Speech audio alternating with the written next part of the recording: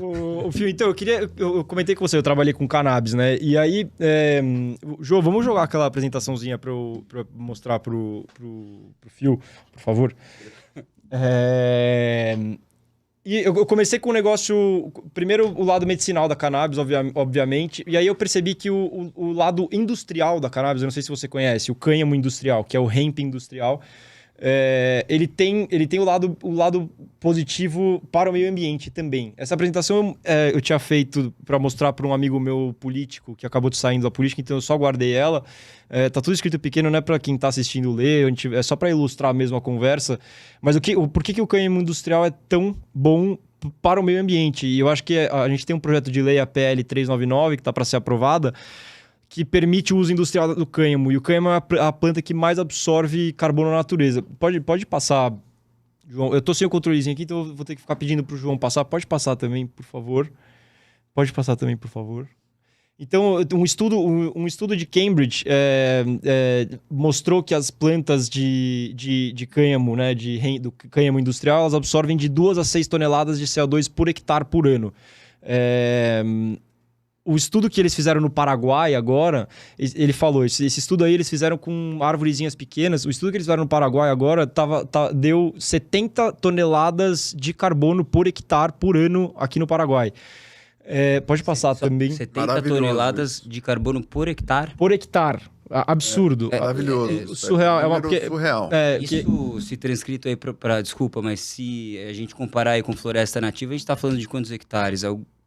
30, 40 mil. Eu sei que varia do bioma, tudo mais... Aquela coisa... Mas entre 20 a 80... Você vai entre 20 a 80, uma média de 50, você pegar um cânhamo a 70 toneladas por hectare é maravilhoso. São umas árvores de 4 metros de altura, assim, é uma planta de maconha, basicamente, só que ela não produz flor, né? Ela tem uma florzinha pequenininha, ela é uma espécie... Eu falei dos sistemas radiculares e do quanto absorve isso daí de carbono. Exato. Isso é mais para um olhar empreendedor, e também acho que é importante as pessoas saberem e entenderem que a legalização da cannabis aqui no Brasil, principalmente essa PL 399, não é um negócio só para a questão medicinal, só para a questão recreacional. Acho que é uma questão muito importante para o meio ambiente. Ela é uma planta fitorremediadora, né? Então ela absorve todas as impurezas da terra. Pode passar, por favor. Pode passar também, por favor. É o que falta, né, cara? A Amazônia virar cânhamo. Não, mas é que o principal dessa pesquisa que eu fiz é mostrar que ela pode ser usada para revitalizar, como a gente falou da revitalização das áreas antes dela ser florestada, e também ser uma planta rotativa, porque ela tem muitos... O uso industrial dela é gigantesco. E além disso, ela traz... até, inclusive, né, Dani? Você já comentou comigo. Desculpa. O cânhamo, ele pode entrar num processo industrial de cimento. Ele vira assim, você mistura com limo e água, ele vira um concreto, chama hempcrete. É um concreto que armazena carbono na estrutura, é o oposto do concreto tradicional. Essa é uma pesquisa, uma matéria da Forbes também, que mostra que ela traz de volta a biodiversidade, que ela é uma planta que tem muito pólen e ela não precisa de fertilizantes, porque ela cresce muito rápido. Acho que são ciclos de 3 ou 4 meses. E assim, o Lorenzo que veio aqui, o terceiro episódio do Buzz Talk foi com o Lorenzo Rolim, que ele é presidente da Associação Latino-Americana de Hemp. E ele falou, no Paraguai, você vai chegando perto das plantações de cânhamo, você vê umas nuvens gigantescas, assim, e é por causa de pólen, não é bicho, não é nada. Então ela traz de volta a população das abelhas e tudo mais. Pode passar, João, por favor. Bob Marley. Então essa planta não... essa planta não tem THC. Então é outra coisa diferente dela. A gente tem 80% do território nacional. Isso é uma pesquisa da ADUA, que é uma empresa de pesquisa de cannabis aqui no Brasil, que 80% do território nacional é propício para o cultivo do cânhamo. E se a gente usasse... Isso é só uma estimativa para as pessoas entenderem que não precisa de ser nada absurdo. Se a gente usasse 4% do território nacional, isso usando a planta... Mas olha que bacana, ali naquela região do sertão ali, que é uma região mais árida, mais difícil de plantar... Como daria para plantar o cânhamo, né? Exato. O cânhamo, a maconha, a cannabis, ela eles falam nos Estados Unidos de weed, porque o weed é um mato, né? Ele cresce em qualquer lugar. Jogar uma semente aqui, ele vai crescer, de algum jeito ela vai crescer. E Nordeste também, né? Não, principalmente no Nordeste, você consegue ver. E aqui eu fiz uma matemática levando em consideração os 4 a 6, não os 70 aqui no Paraguai. Se a gente usasse 4% do território nacional, se a gente pegasse e jogasse semente para 4% do território nacional, em um ano o Brasil seria um país carbono neutro, só por causa do cânhamo. Isso usando a planta de 6 toneladas, de 6 toneladas por hectare. Pode passar, João. E aqui é o que eu falei do desafio de Bonn, que o Brasil tem 49 milhões de hectares que são degradadas, e para ela ser reflorestada, ela precisaria ser revitalizada. E a cannabis é uma planta que revitaliza o solo, revitaliza o meio ambiente. Então, se fosse usado só para revitalizar essas áreas que seriam reflorestadas, a gente teria área excessiva para a gente transformar em carbono, né?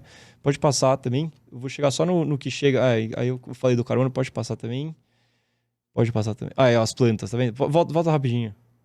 Essas são as plantas do cânhamo. Para quem não conhece, o cânhamo não é uma maconha industrial, mas é muito diferente. Ela não é feita para flor. Elas são plantas gigantescas, são colhidas com tratores. Ela não produz flor, é realmente para a produção do caule. E o caule tem muita celulose e muita fibra. Pode passar de também. Pode passar bastante, só para... aqui é como ela foi usada desde o começo. Aqui as velas de Pedro Álvares Cabral eram feitas de hemp. Ali é legal, um carro que o Henry Ford fez antes de ser proibida a cannabis. O carro era inteiro feito, a lataria inteira feita com o plástico do hemp, e ele era movido com o combustível do hemp, que é um combustível carbono neutro, por causa do tanto que armazena carbono. Aqui mostra que a gente roupa, plantava. Né? Hoje, muita roupa. Então, era assim, você vê no período colonial dos Estados Unidos, Itália era o segundo maior produtor de cânhamo também, era tudo para tecido. Pode passar? Pode passar, porque que foi proibido. Aqui aqui foi uma ação do Ministério da Agricultura dos Estados Unidos durante a Segunda Guerra, depois que eles proibiram o hemp, né, o cânhamo industrial. Depois do bombardeio também de Pearl Harbor, eles cortaram todos os suprimentos de fibra. Aí eles abriram uma brecha na proibição, incentivaram o governo, os produtores a plantar o hemp, porque eles precisavam fazer corda, roupa para o exército. É bem interessante isso. Pode passar também? Pode passar. Então aqui, volta rapidinho. Ó. Então, o concreto... o que poderia ser substituído? Então, só plantar? Não é só plantar. Ele tem diversos derivados, né? E é justamente... A cannabis ela foi proibida por causa do uso industrial, né? A cannabis para uso recreativo e medicinal foi demonizado por conta do uso industrial dela. Porque foi um lobby nos Estados Unidos, dos industrialistas dos Estados Unidos, que estavam investindo no nylon, que é do petróleo, no papel, que é derivado da árvore. E o hemp estava acabando com todos esses mercados. E aí eles proibiram por causa disso. Pode passar também? Pode passar também. E tem o Hempcrete, né? Você substitui o concreto com o hemp. Pode passar, que o próximo é interessante. Isso é um prédio que foi construído na Inglaterra. Na Europa, o hemp nunca foi proibido. Então, ele é usado amplamente, principalmente na Inglaterra, porque ele é isolante térmico, isolante acústico. E aí, a Adnams Brewery, que é uma cervejaria na Inglaterra, eles construíram o centro de distribuição deles inteiro com hemp.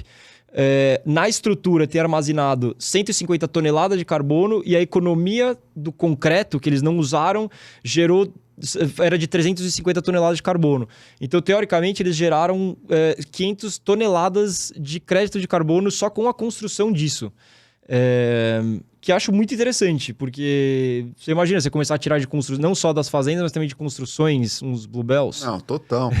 É revolução, né, Dani? Vai surgir uma quantidade de possibilidades aí com o mercado gigante. A indústria fala em trilhão, para cá, para lá, e está se falando na área produtiva também de mudar muito em relação ao que existe hoje. Você consegue fazer plástico, você consegue fazer concreto, você consegue fazer tecido. O tecido é muito importante porque ele usa 1/4 do que é usado no algodão para o cultivo.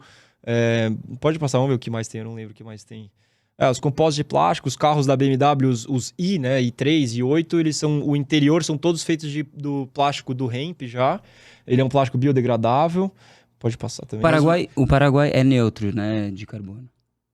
Ainda não, mas eles vão virar, eles estão chegando lá. Vai ser o primeiro país da América Latina neutro em carbono por causa do hemp. Mais uma vez, né?